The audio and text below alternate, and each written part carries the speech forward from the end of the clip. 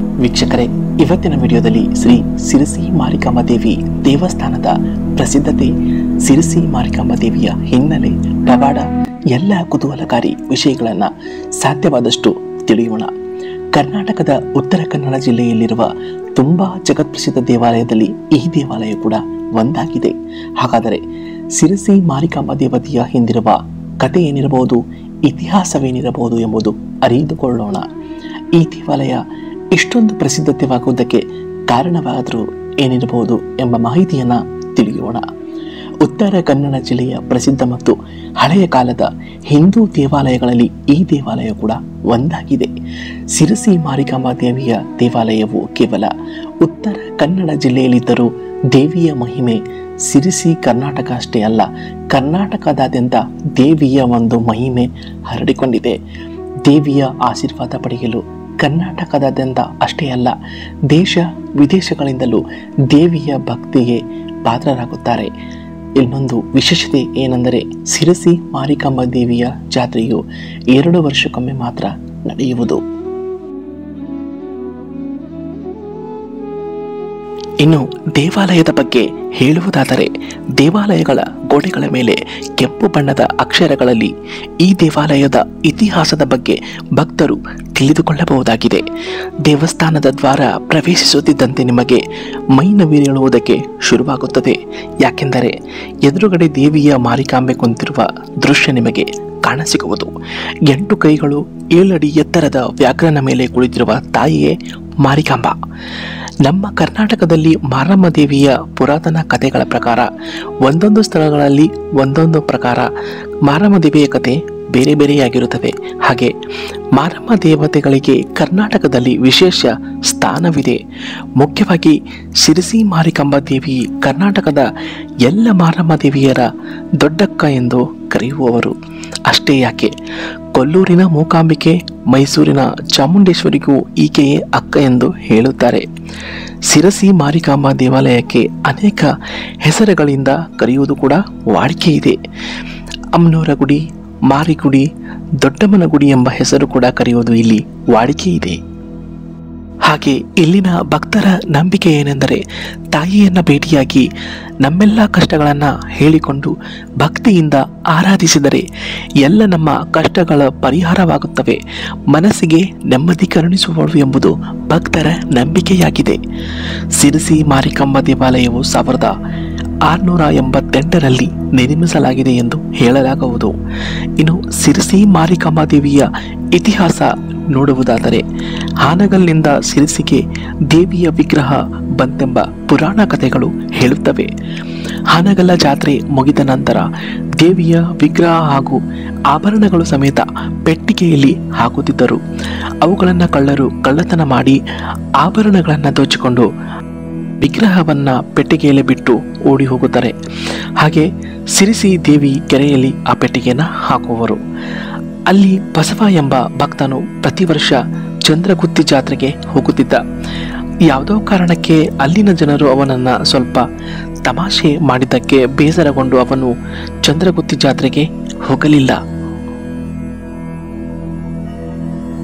ಆಗ ಆ ಬಸವ ಚಂದ್ರಗುತ್ತಿಗೆ ಹೋಗದೆ ಸಿರಸಿಯ ದೇವಿಯ ಆರಾಧನೆಯನ್ನ ಮಾಡುವವನು. ಆಗ ಒಂದಿನ ಬಸವನ ಕನಸಲ್ಲಿ ದೇವಿ ಒಂದು ಹೇಳಿಕೆಯನ್ನು ಕೊಡುತ್ತಾಳೆ. ನಾನು ನಿಮ್ಮ ಊರಿನ ಕೆರೆಯಲ್ಲಿದ್ದೇನೆ, ನನ್ನನ್ನು ಬಂದು ಮೇಲೆತ್ತುವೆಂದು ಹೇಳುವವಳು.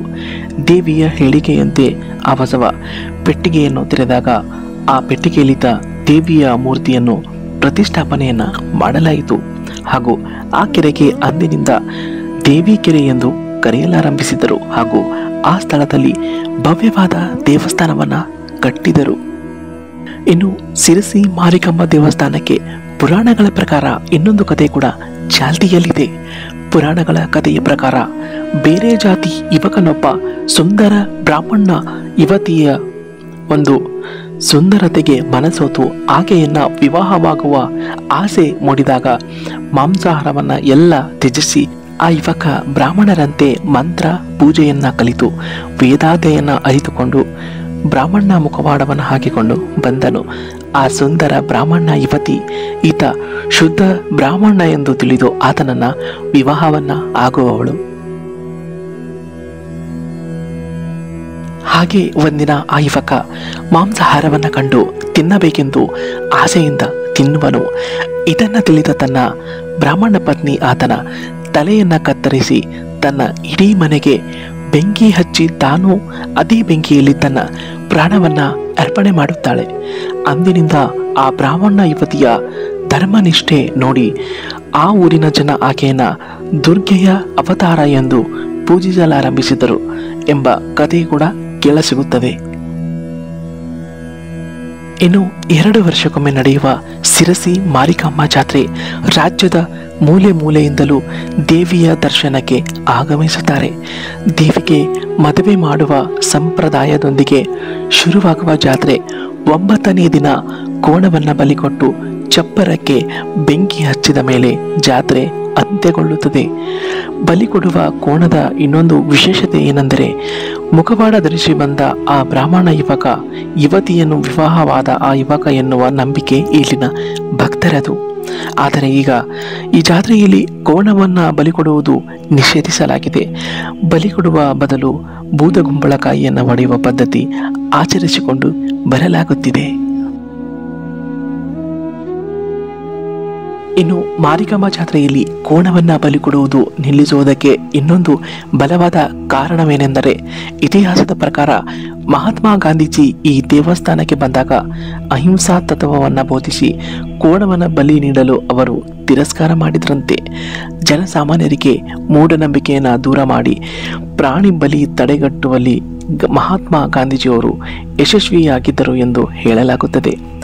ಹಾಗೂ ಇನ್ನೊಂದು ಈ ಜಾತ್ರೆಯ ವಿಶೇಷತೆ ಏನೆಂದರೆ ಜಾತ್ರೆ ಮುಗಿದ ನಂತರ 10 ದಿನಗಳವರೆಗೆ ಸಿರಸಿಯ ಸುತ್ತಮುತ್ತ ಸೂತಕವಿರುತ್ತದೆ. ಆಗ ಯಾರು ಕೂಡ ಶುಭ ಕಾರ್ಯ ಮಾಡಲು ಸಾಧ್ಯವೇ ಇಲ್ಲ. ಆ ಸಂದರ್ಭದಲ್ಲಿ ದೇವಿಯ ವಿಗ್ರಹವನ್ನು ದೇವಸ್ಥಾನದ ಹಿಂಭಾಗದಲ್ಲಿ ಕೆರೆಯಲ್ಲಿ ಮುಳುಗಿಸಿಟ್ಟು ಆ ದೇವಾಲಯದ ಬಾಗಿಲನ್ನು ಮುಚ್ಚಿಡುವುದು ಸಂಪ್ರದಾಯ. ತದನಂತರ ಯುಗಾದಿಯಂದು ಈ ದೇವಸ್ಥಾನದ ಬಾಗಿಲವನ್ನು ಮತ್ತೆ ತೆರೆಯಲಾಗುತ್ತದೆ. ಹಾಗೂ ವರದಿಯ ಪ್ರಕಾರ ಕೋಣದ ಬದಲು ಕೋಣದ ರಕ್ತವನ್ನು ಸಿರಿಂಜ್ ಮುಖಾಂತರ ತೆಗೆದು ದೇವಿಗೆ ಅರ್ಪಣೆ ಮಾಡಲಾಗುತ್ತದೆ ಎಂಬ ಹೇಳಿಕೆ ಕೂಡ ಇದೆ. ಜಾತ್ರೆಯ ನಂತರ ಕೋಣವನ್ನು ಹರಾಜಿನಲ್ಲಿ ಮಾರಲಾಗುತ್ತದೆ. ಎಲ್ಲ ಕಾರ್ಯಗಳು ಮುಗಿದ ನಂತರ ಎಂದಿನಂತೆ ದೇವಸ್ಥಾನದಲ್ಲಿ ಪೂಜೆ ಕಾರ್ಯಗಳು ಸಹಜ ಸ್ಥಿತಿಯಲ್ಲಿ ಪುನರಾರಂಭವಾಗುವವು. ಸ್ನೇಹಿತರೆ, ನೋಡಿದ್ರಲ್ಲ ಇವತ್ತಿನ ವಿಡಿಯೋದಲ್ಲಿ ಶ್ರೀ ಕ್ಷೇತ್ರ ಸಿರಸಿ ಮಾರಿಕಾಂಬಾ ದೇವಿಯ ಮಹಿಮೆ ಇತಿಹಾಸದ ಬಗ್ಗೆ ತಿಳಿದುಕೊಂಡಿವೆ.